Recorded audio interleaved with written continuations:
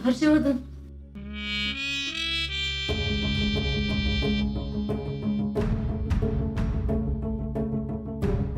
जी आई. तुमचं आभार कसं मानावं तेच आम्हाला कळना झालंय. अहो आई, त्यात आभार कसले मानताय? एवढं सगळं होऊन पण तुम्ही आमच्या मदतीला आलात. आमच्याकडनं लई मोठी चूक झाली.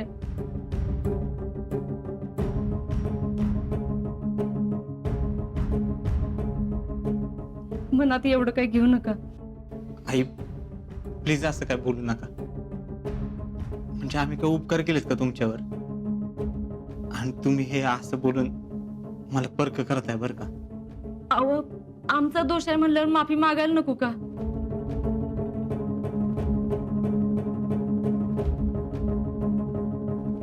पण जे काय झालं त्याबद्दल खरंच माफ करा. आता तुमचा कसला दोष आलाय त्याच्यात? शीतलीनं असं बोलायला नको होतं. अहो नाही नाही, असं काय नाही. जे झालं ते झालं. तुम्ही काय डोक्यात ठेवू नका. मी पण विसरलोय. आणि जे झालं ते शीतल मुद्दाम नाही बोललं ना.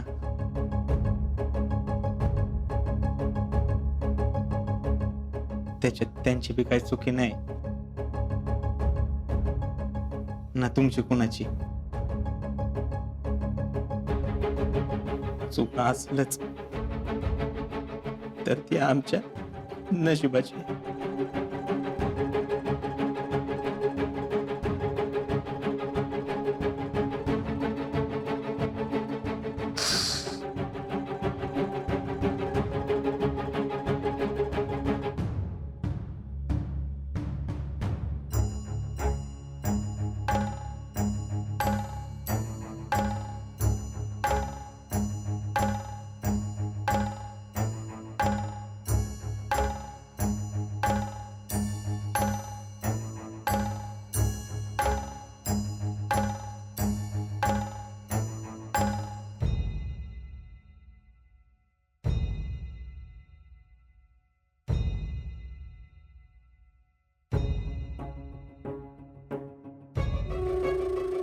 जे काय झालंय तुम्ही कोणीच मनाला लावून नका घेऊ.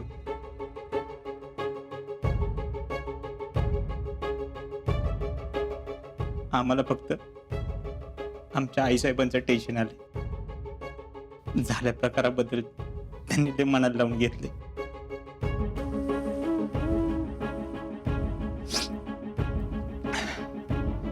ह्यात तुमची कोणाचीच काय चूक नाही. घेऊ तुम्ही. भैया थोडा वेळ जाऊ दे. एकदा का हे सगळं निवलं की नाही सगळं व्यवस्थित होईल. जेवढं लवकरात लवकर सगळं बरं होईल तेवढं बरं आहे. असो, तुम्ही कोणी मनाला लावून नका घेऊ. आणि झाल्या प्रकरणावरनं शीतलला कोणी काय बोलू नका.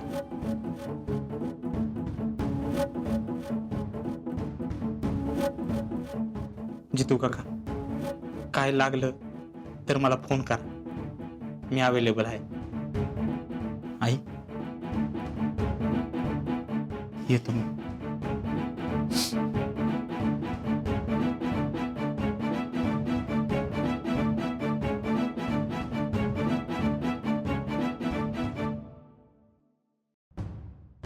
झालं का समाधान?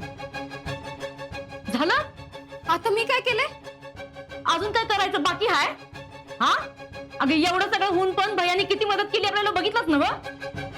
काय मदत बिदत केली नाही. नाटकं करतोय तो. नाटकं करतोय? अगं दवाखान्यात आम्ही जेवढी पळापळ करत होतो ना तेवढीच पळापळ भैया करत होता. भैयानंच केलं सगळं व्यवस्थित. एका फोनवर डॉक्टरला बोलून घेतलं माहित आहे. आज जर भैया टाइमावर गाडी घेऊन आला नसता ना तर काहीतरी विपरीत घडलं असतं. अहो, आपण सांगून काय करणार आहे तिला? आपण पण नाटकच करतोय असंच वाटत असेल हिला. यास्मिन तू घरी जा बाळा. शितले येते मी.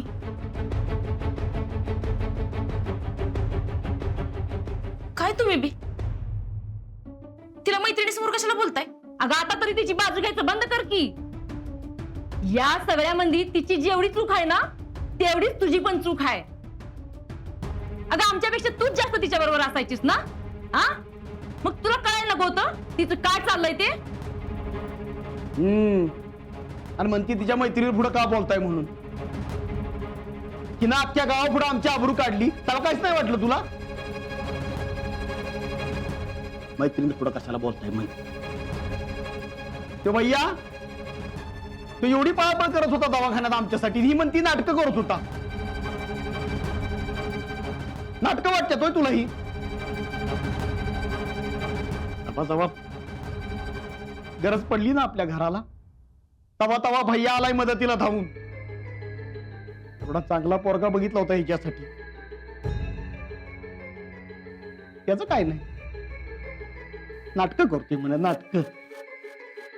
एवढं सगळं होऊन पण भैया आपल्या मदतीला आलं, एका शब्दानं पण काय बोललं नाहीत. अगं शितले का असं वागतीस तू? लहानपणापासून एवढं लाड केलं तुझं, त्याचं फळ देतीस वय आम्हाला. गावात कुठं तोंड दाखवायला जागा राहिली नाही. इथलं लक्षात ठेव, नानाला जे काय झालंय का नाही ही तुझ्यामुळं झालंय. त्या गावापुढं नानांची मान खाली गेली, माफी मागायला लागली नानांना, ती बी हात जोडून. हिचा गैरसमज होणार आणि ह्या सगळ्याची शिक्षा आपल्या घरादाराला भोगायला लागते. तिथले एवढा चांगला पोरगा आहे भैया, अगं एवढा अपमान होऊन सुद्धा मोठ्या मनानं धावून आला मदतीला. नकार देण्यासारखं काय आहे शितले त्याच्यात? शितले उद्या आम्हाला इथं काय गरज पडली ना तर भैयाच येणार आहे धावून मदतीला. किंवा आजा नाही येणार बॉर्डरवरनं. इथं नाटकं करून मदत करणारा भैया तुम्हाला देव वाटतोय आणि तिथं बॉर्डरवर डोळ्यात तेल घालून तुमचं रक्षण करणाऱ्या फौजी बद्दल तुम्हाला कायच वाटत नाही? थोबाड फोडून जास्त बोललीस तर. वहिनी म्हणतात तर तेच बरोबर आहे. तुला ना येळीच येसन घालायला पाहिजे होती, म्हणजे एवढी हिंमत नसती झाली तुझी. अप्पा, जितू,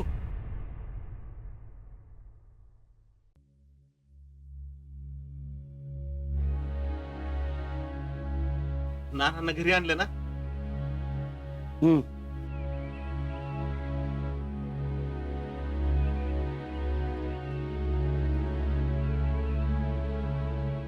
आतच आहेत ना?